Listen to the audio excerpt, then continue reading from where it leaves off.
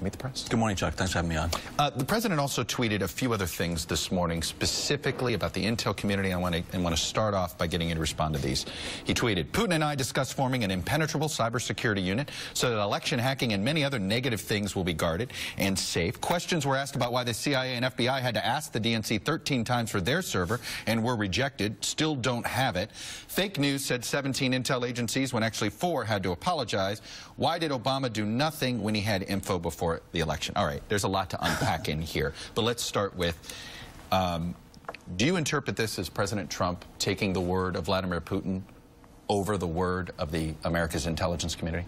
Well, it certainly indicates he doesn't take the word of the intelligence community, and that's what he's been doing repeatedly in terms of his public comments. 2 days before the G20 summit in Warsaw, he continued to question the intelligence community's high-confidence assessment that Russia interfered in the election. He also raised questions about the integrity and capabilities of the U.S. intelligence community.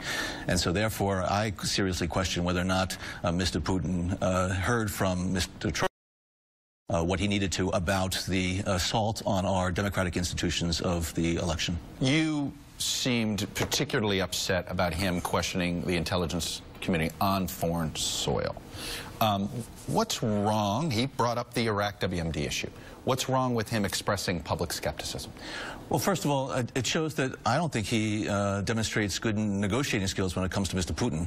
Again, 2 days before in Warsaw, he gives Mr. Putin the opportunity to point to the failures of U.S. intelligence. To me, I think he ceded that ground. And also, right before he met with Mr. Putin and talked with him at some length, which I'm glad he did, he said it's an honor to meet President Putin. An honor to meet the individual who carried out the assault against our election? To me, it was a dishonorable thing to say. Let me unpack something else he said in here, too.